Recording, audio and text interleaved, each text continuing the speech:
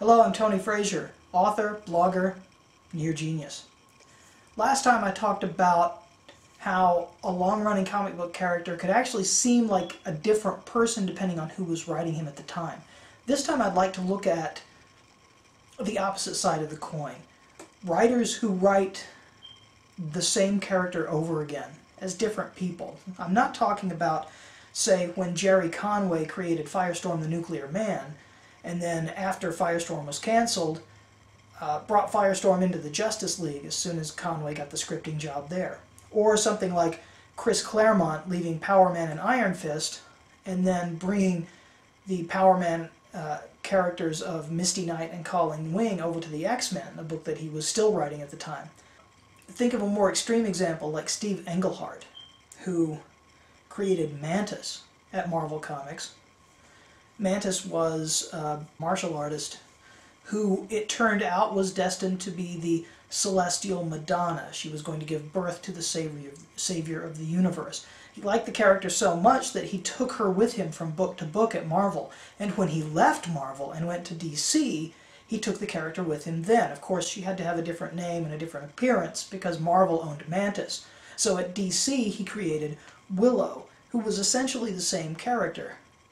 And once he left DC in a dispute over a Madame Xanadu story and went to Eclipse Comics in Scorpio Rose, he brought the character over again, only this time she was called Lorelei. Mantis, Willow, Lorelei, they all shared the same incredibly annoying verbal tick of calling themselves this one. And they had all given birth to cosmic saviors. Or if you will, look at someone like Frank Miller, who obviously has a thing for Lady Ninja. The way he wrote Elektra the Lady Ninja while he was writing Daredevil, and then when he moved to Sin City, oops, suddenly there's another Lady Ninja. This time she's named Miho. Now maybe that's not the best example because other than the fact that they're both ninja, the two characters don't really have a whole lot in common. But I'd like to give you an even more extreme example. And this is something that actually has not only a similar character concept, but also a similar plot concept as well. Back in 1978, Jim Shooter, who was editor-in-chief of Marvel Comics at the time, was writing The Avengers. And one of the enemies that they faced in 1978 was a man named Michael. Now, Michael didn't really seem like a supervillain. He was just a normal guy who lived with his incredibly hot girlfriend, treated her like a douchebag. But in fact, Michael had a secret identity. He was in reality the supercomputer from the future, Korvac, arch enemy of the Guardians of the Galaxy, who are going to be starring in their own big-budget Marvel movie here in a couple of years, so maybe you'll see Korvac then. Who knows? Korvac ended up somehow on Galactus' spaceship, managed to hack into it, absorbed the power cosmic, and became a super powerful cosmic entity. Not like Superman, more like, you know, God. He could alter reality with a thought. And what did he do with this amazing cosmic power? He turned himself back into a human being and he went to Earth and lived with his girlfriend.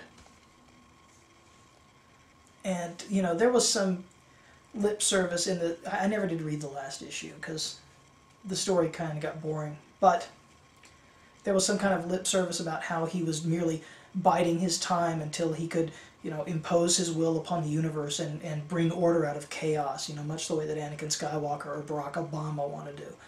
But that's neither here nor there. A few years later, in 1982, Marvel came out with a limited series, a 3-issue limited series called Marvel Superheroes Contest of Champions. Now, it wasn't written by Shooter. It was actually scripted by Bill Mantlo, plotted by Bill Mantlo along with 2 other writers. But Jim Shooter was still editor-in-chief, so I'm sure he had some input. The premise of Contest of Champions was that all of Earth's superheroes disappeared suddenly in the middle of their daily lives, reappeared on this gigantic satellite out in outer space, a gigantic space station, where this cosmic entity, known as the Grandmaster, appears and tells them that they're going to be forced to take part in a contest. The Grandmaster and the the Stranger, who I think turned out to be Death or something. I never bought the last issue of that either because it was boring too. But the Grandmaster and the Stranger had this bet going. So they were going to split the heroes into two teams, and they were going to play this game of kind of like capture the flag to see who would win. Only 2 years later, Marvel comes out with great fanfare with a 12-issue limited series called Marvel Superheroes Secret Wars. See if this sounds familiar.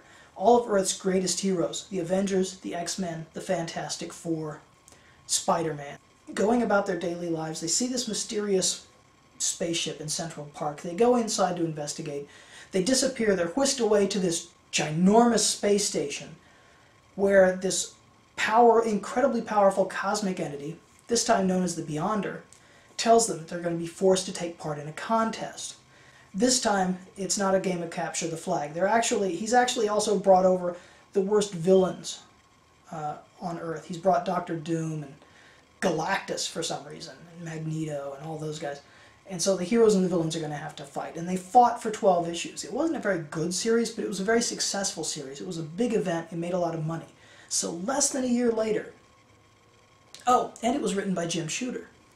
Less than a year later, they came out with Secret Wars 2, also written by Jim Shooter, in which case the cosmic entity, the Beyonder, makes himself a human body, descends to Earth, gets a girlfriend, tries to learn what it's like to live a normal life.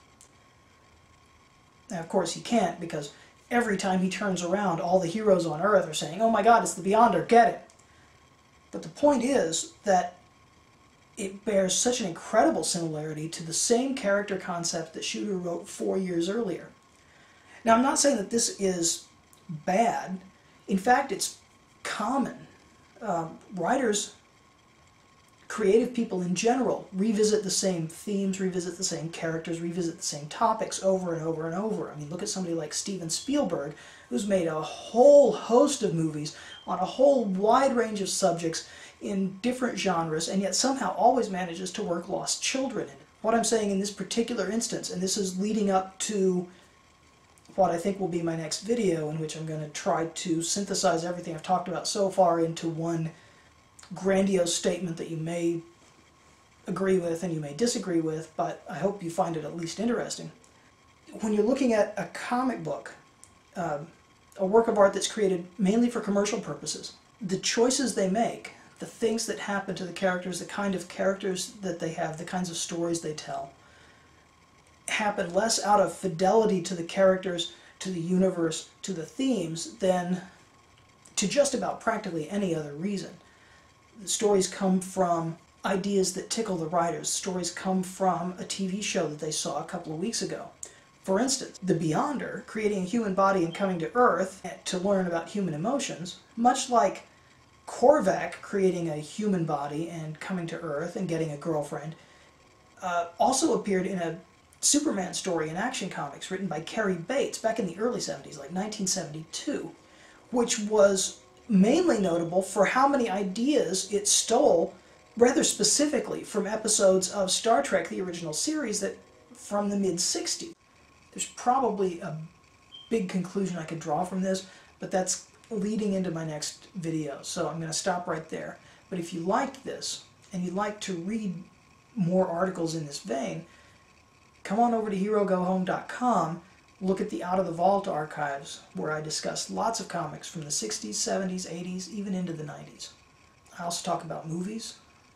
Right now we're still talking about the X-Men movies, but we've gotten past the good ones, so don't hold your breath. Anyway, I hope you enjoyed the video. I will see you next time. Bye-bye.